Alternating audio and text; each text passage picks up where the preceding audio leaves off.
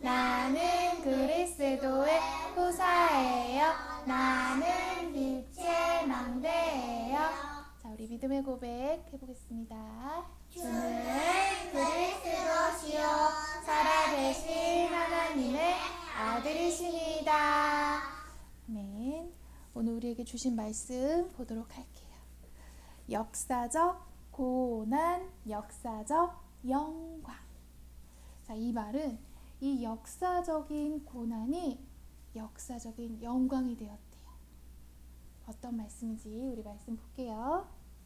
예수께서 나와 말씀하여 이르시되 하늘과 땅의 모든 권세를 내게 주셨으니 그러므로 너희는 가서 모든 민족을 제자로 삼아 아버지와 아들과 성령의 이름으로 세례를 베풀고 내가 너희에게 분부한 모든 것을 가르쳐 지키게 하라. 볼지어다 내가 세상 끝날까지 너희와 항상 함께 있으리라 하시니라. 마태복음 28장 18절에서 20절 말씀이에요. 우리 너무나 잘 알고 있는 말씀이지요? 자, 하나님께서는요, 우리에게 찾아오는 이 고난을 통해 먼저 보게 하시는 게 있다고 하셨어요. 먼저 깨닫게 하시는 게 있다고 하셨어요. 자, 우리가 볼 때는 내 수준, 내 틀을 가지고 볼 때는 문제예요. 내가 볼 때는 어떡하지? 사건이 터졌어요. 내가 볼 때는 고난이에요. 근데 내가 이렇게 내 수준과 내 생각, 내 틀을 가지고 보여지는 대로만 보면 이거는 문제 맞고 사건도 맞고 고난도 맞아요. 하지만 하나님께서는 먼저 보라 하세요. 이 속에서 무엇을요? 하나님의 절대 계획. 오직 이 문제는 하나님으로만 해결될 수 있는 유일한 답. 이 속의 이 문제들은 오직 그리스도로만 해결받을 수 있구나. 하나님의 이 절대 계획을 볼 때 우리는 볼 수 있어요. 보여지는 건 문제이지만 흑암. 보여지는 건 사건이지만 혼돈. 보여지는 건 고난이지만 공허. 이 아무도 해결할 수 없는 오직 그리스도로만 답이 되어지고 이 그리스도로만 채울 수 있는 이 보이지 않는 숨은 문제, 이것들을 먼저 보라 하세요. 문제만 보지 말고 그 너머에 하나님의 절대 계획, 이 현장의 문제에 오직 그리스도만 답으로, 오직 그리스도로만 채워질 때 하나님의 절대 계획을 볼 수 있다 하였어요. 자, 우리에게 고난이 찾아오는 건 하나님께서 말씀하세요. 우리의 틀을 깨는 치유다 하세요. 사람들이요, 내가 열심히 노력해서, 내가 열심히 율법을 지키면, 내가 열심히 선행을 행하면 구원을 얻을 수 있다. 이 틀을 깨는 치유를 말씀하셨어요. 다른 이로서는 구원받을 만한 이름을 내게 주신 적이 없음이라 하였어요. 베드로를 통해 말씀하셨지요. 다른 것으로는 구원을 얻을 만한 이름을 우리에게 주신 적이 없어요. 사람들은 예수 그리스도로 말미암아 내가 구원받을 수 있다는 걸 알지 못했어요. 그렇게 나에게 문제가 찾아오고 위기가 찾아오고 고난이 찾아오면 내 열심과 선행과 율법을 잘 지키면 해결받는 줄 알고 있었거든요. 하지만 하나님께서는 우리의 그 틀을 깨시는 치유를 행하셨어요. 무엇으로요? 다른 이로서가 아니라 오직 예수 그리스도로만 이 문제에서 구원받을 수 있음을 말씀하셨어요. 또요, 참빛 곧 세상에 와서 각 사람에게 비추는 빛이 있었나니 라고 말씀하셨어요. 근데 아무도 그를 알지 못하였다 하였어요. 그러나 그중 영접하는 자, 곧 그 이름을 믿는 자들에게는 하나님의 자녀가 되는 권세를 주셨으니, 모든 사람의 이 마귀에게 붙잡혀 있던 이 문제를 해결하고 오직 하나님 자녀가 될 수 있는 한계, 그 틀을 깨는 치유를 말씀하셨어요. 그리고요, 내 이름으로 무엇이든지 내게 구하면 내가 행하리라 말씀하셨지요. 예수님이 십자가에서 죽으시고 승천하셨을 때, 예수님이 십자가 지고 갈보리 언덕을 올라가시고 죽으셨을 때 많은 사람들이 슬피 울었어요. 근데 예수님께서는 말씀하셨어요.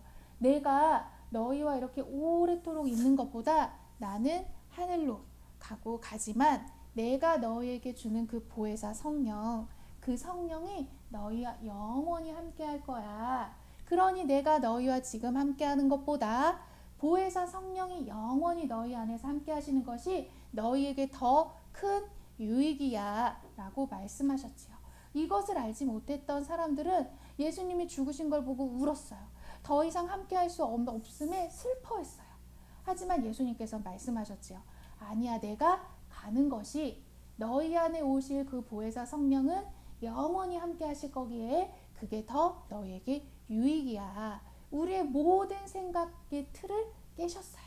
그리고요, 은과 금은 내게 없거니와, 베드로가 말했지요. 성전 미문에 앉아있는 안진뱅이, 많은 사람들이 이 문제를 보았지만 어떻게 치유해야 될지 그 방법을 몰랐어요. 하지만 베드로는 말했지요. 많은 사람들은 이 안진뱅이에게 은과 금을 주었어요. 하지만 안진뱅이의 문제는 해결할 수 없었지요. 이 틀을 깨는 고백을 베드로가 하였어요. 은과 금은 내게 없거니와 나사렛 예수 그리스도의 이름으로 일어나 걸으라 하였지요. 사람들은 보지 못했어요. 사람들은 알지 못했어요.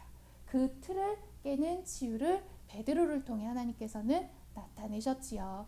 그리고 귀신 들린 여종의 문제를 보고 바울이 말했지요. 그 귀신 들린 여종의 그 문제를 치유하여 주었어요. 아무도 볼 수 없고 아무도 할 수 없는 그 일, 사람들은 그 틀 안에 갇혀 내 생각 수준 기준에서 벗어날 수 없는 그 우리에게 찾아오는 문제, 고난, 그 문제를 오직 예수 그리스도의 이 능력으로 치유할 수 있음을, 사람들의 생각의 수준의 틀을 깨셨어요. 그러니 우리에게 찾아오는 문제, 고난은 말씀하세요. 우리의 틀을 깨는 치유의 시작이다 말씀하세요. 그리고 또 우리에게 말씀하세요. 사람들은 너희를 멸시하고 백성들에게 너희는 미움을 받고 관원들에게는 종이 될지라도 하나님께서는 말씀하세요. 내가 너를 이방의 빛으로 삼아 나의 구원을 베풀어 땅끝까지 이르게 하리라 말씀하세요. 하나님께서는요, 고난 중 우리를 통해 세계화를 이루시겠다 말씀하세요. 나를 이방의 빛으로 삼아 하늘과 땅의 모든 권세 가진 그 이름 가지고 땅끝까지 이 예수 그리스도의 구원의 복음을 전파할 증인으로, 이 구원을 베풀 증인으로 세우시겠다 하세요. 그러니 오늘도 우리에게 무엇을 갖추라 하시냐? 바로 300%예요. 300%의 이 전문성. 이 300%의 전문성은요, 공부를 잘하는 전문성이 아니에요. 그림을 잘 그리고 돈을 많이 벌 수 있는 그런 전문성이 아니에요.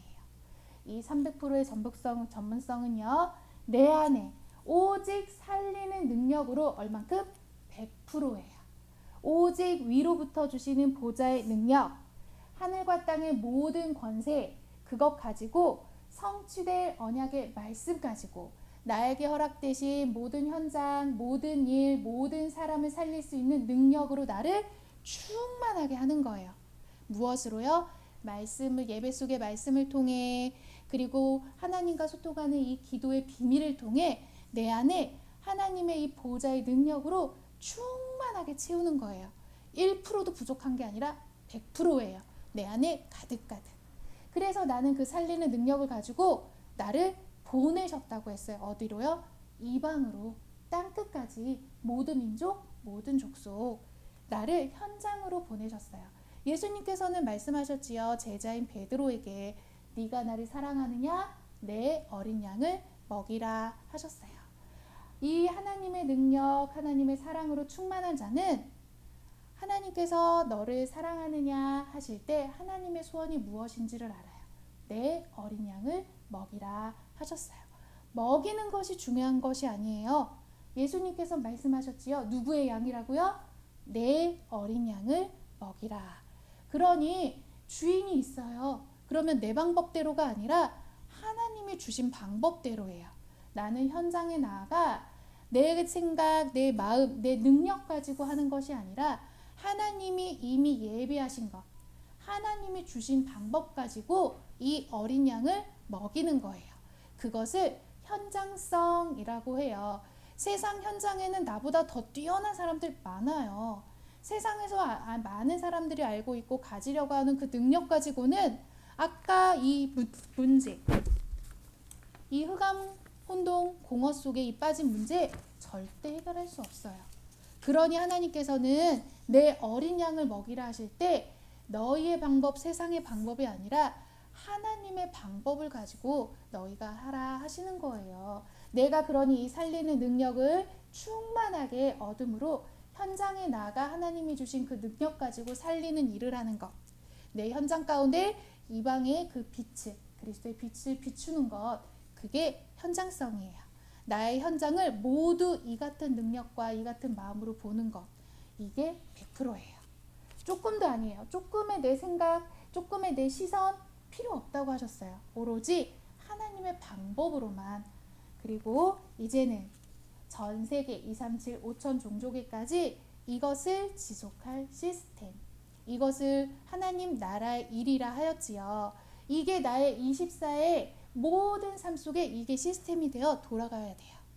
그러니 나는 오늘도 오늘의 예배 속에, 말씀 속에, 기도 속에서 살리는 힘을 얻어 허락하신 나의 현장, 그리고 우리에게 주신 237 5천 종족을 두고 오로지 살리는 힘을 얻는데 100%, 100%, 100%, 300%의 능력, 이 전문성을 갖는 거예요.